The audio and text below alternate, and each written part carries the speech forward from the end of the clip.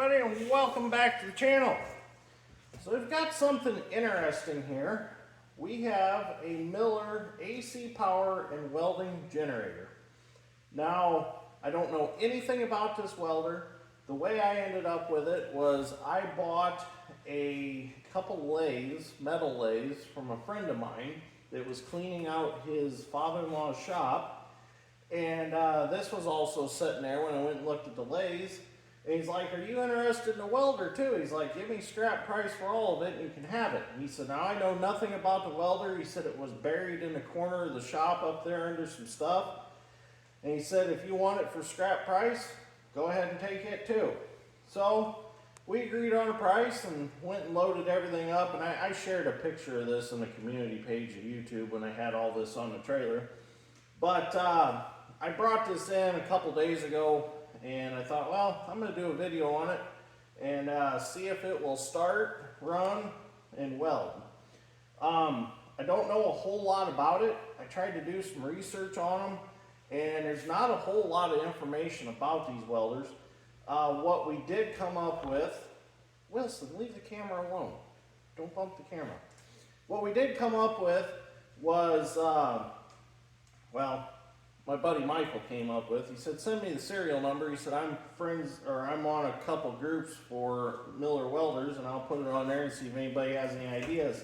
What we did come up with is Miller really didn't keep very good records of their welders prior to 1960. But what I did come up with was a couple brochures, and I got a reprinted manual on this welder. And from what I understand, these were made from like 50 all the way to 60. So this welder's from the 50s. And to put it in perspective how old it was, or how old it is that's still John Deere A 2-cylinder era.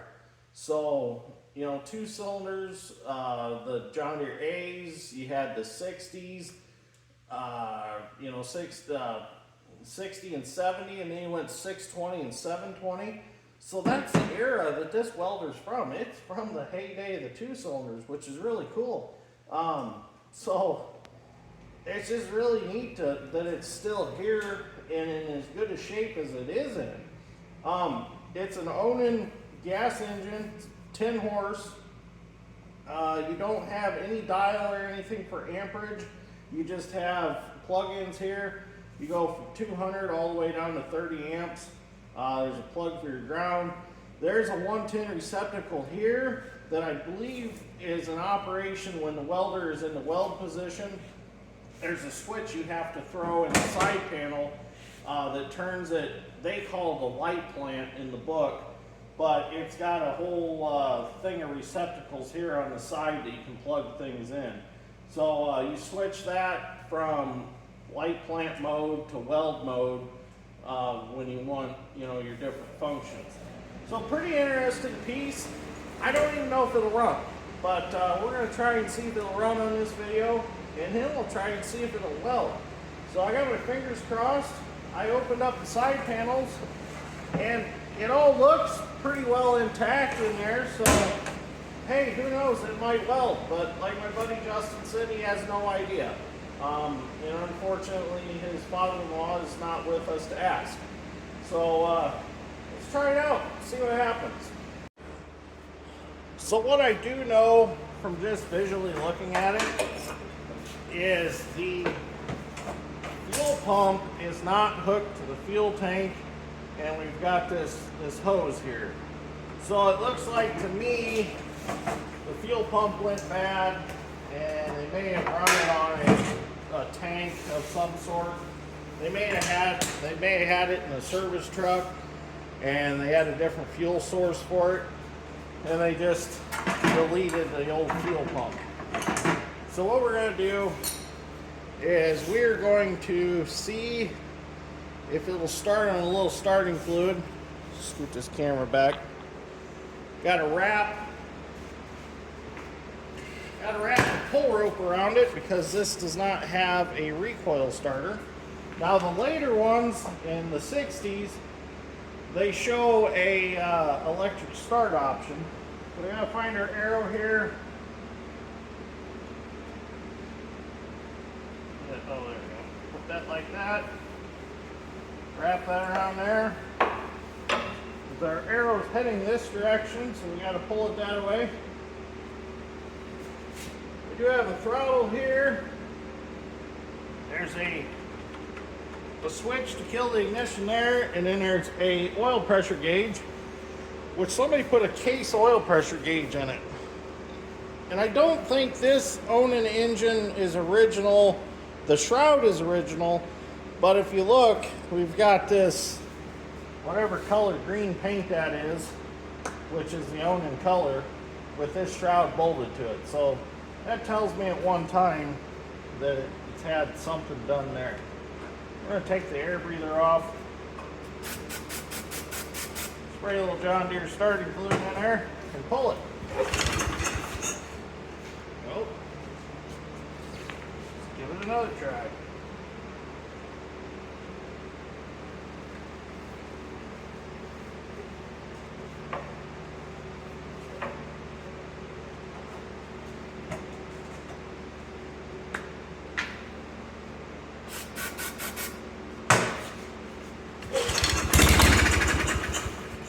So we have ignition, so that means we've got fire. So let's see if we can rig us up just a temporary fuel tank and get some gas running to it. But first I want to clean that sediment bowl out. Get the sediment bowl off of here and clean it out. Oh yeah, look at that. Oh, smells horrible. You can get some cleaner. Ah, much better. Get that put back on there.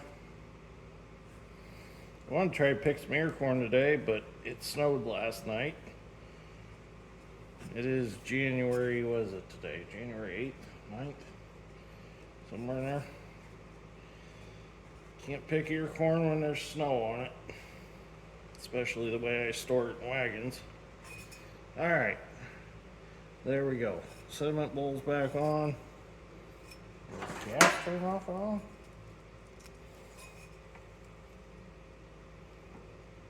Oh yeah, let's turn. Just a little bit stiff.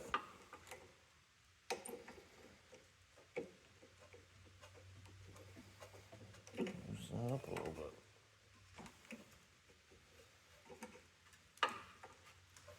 All right, let's rig us up a gas tank. Well, put some gas in it and turn the gas on, and gas goes all over the place. So I'm not sure where it's coming from. I don't know if the threads are leaking here. This might be a little loose. So I'm gonna tear some stuff apart and see what's going on. But gotta do something with it because it's really leaking really bad. At first it was the sediment bowl that was leaking. I just tightened that up a little bit and it quit leaking. But then it started over by the carburetor and it's all full of gas down in there. So need to figure out what's going on.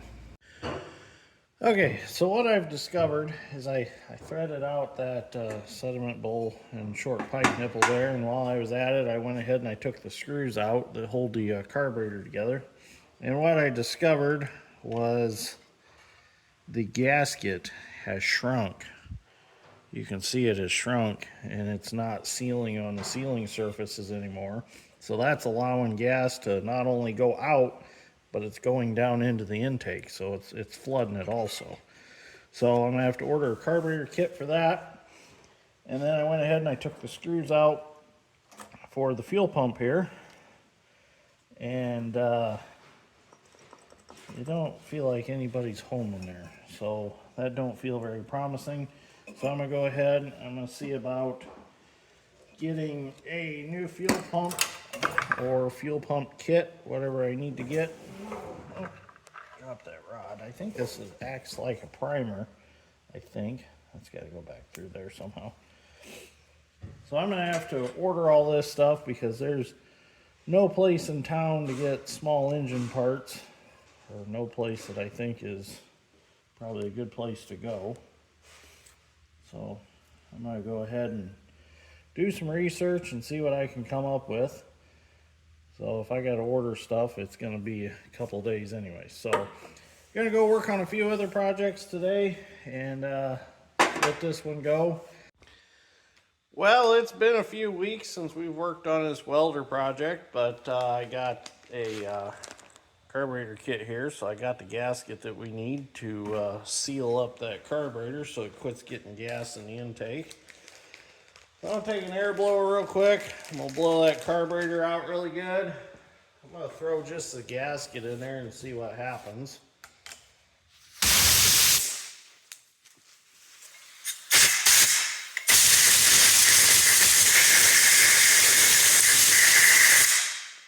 Might get lucky and that's all we have to do. We'll find out. If not, I'll take that carburetor completely off of there and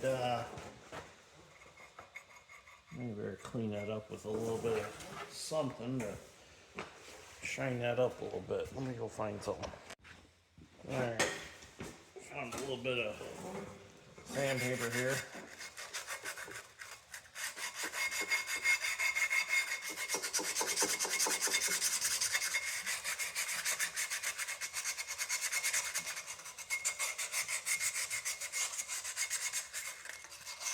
Might have to pull the carburetor off and take it to Dad's strength and have him rebuild it.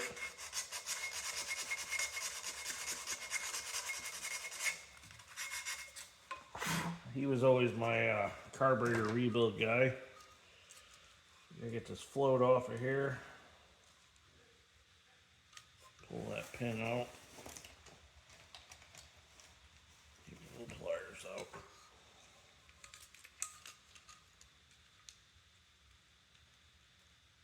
Well, they don't want to come out.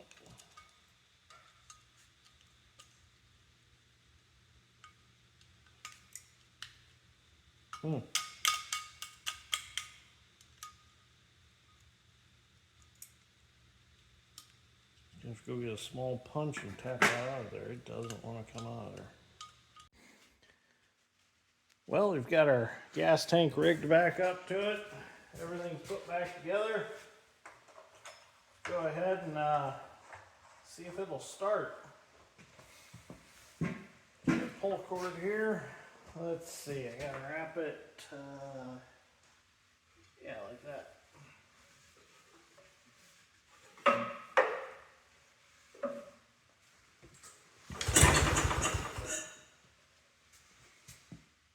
Get a little choke.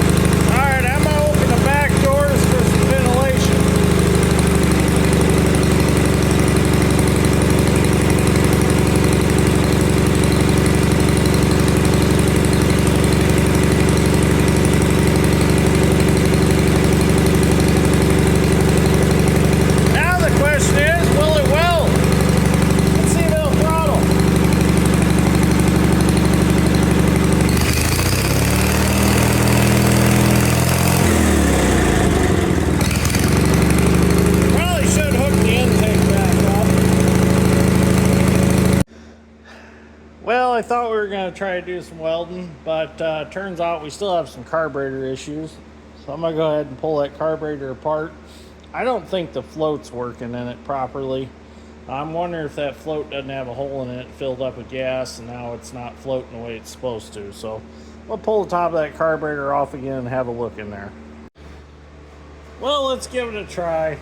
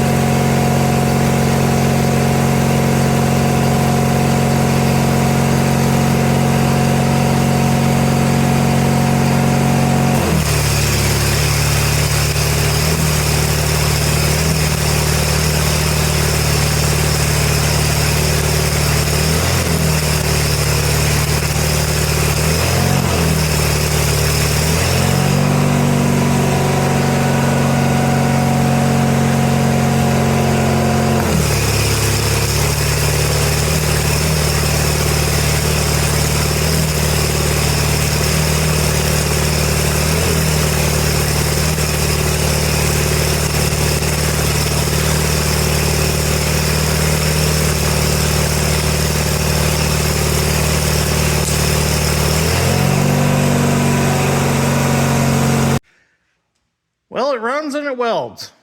So that is really cool to have survived all these years and still be able to function. You're probably wondering, was that a wooden end table that you were welding on? Yes, it is. We went to lunch one day, went to Burger King, and my buddy Richard was with us, and we come out of Burger King, and this was sitting in a parking spot in the parking lot, so he grabs it and throws it in the back of the truck. I don't know why. Maybe just cleaning up the community, I guess. But it was sitting over there. I thought, you know what? I'm going to grab that, and I'm just going to use that as a welding table for this video. We did kind of burn it a little bit. At least it didn't burst into flames. But we did weld with some 6013. That's what we were welding with. And seemed to do real good. I mean, I didn't get too crazy. I was just trying to burn some rod to see if it even weld. I didn't take my time. There are some things that are going to have to be adjusted. It does need some carburetor work, I feel.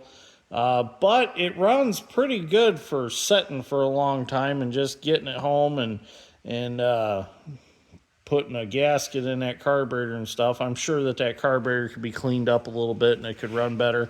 I think I might pull that carburetor off and take it to Dad's strength and have him go through it, because he is really good with these smaller carburetors like this. Well, he's good with any carburetor. I shouldn't say just these smaller ones, but he's really good with any carburetor. So I think I'm going to take him that one. I've actually got 2 sets for it because I got impatient. One set wasn't coming, so I went and ordered another carburetor set or kit. So I got 2 for it. I think I'm going to go ahead and go forward with getting the engine-driven fuel pump so that I can hook it up to the tank, because this tank is spotless inside, so I see no reason in not using it. What am I going to do with this welder, you're probably asking? I think I'm going to put it in the sawmill shed. I think it'd be kind of cool to have it out there, because it and the sawmill are about the same time period. Put a couple 2-cylinder tractors out there, walk in that building, and be like you're going back in time. So I'm going to use it at my new place around there, and, maybe make a cart for it, pull it out, out to the gravel pit or something like that with side-by-side and use it around there. And there's all kinds of stuff that it could be used for, especially with the outlets. We didn't try them on the side, but I'm sure they work if the generator works to weld with.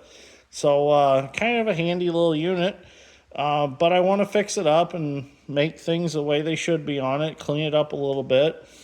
I don't know originally what color it was. It looks like it was a reddish color. So maybe sometime when we have some time, we'll clean it up and we'll paint it up and maybe clean them side badges up there somehow, flatten them out a little bit because they're a little wrinkly, and make something cool out of this. Be a fun project. So anyways, thank you for watching. Greatly appreciate it, and I'll see you all in the next one.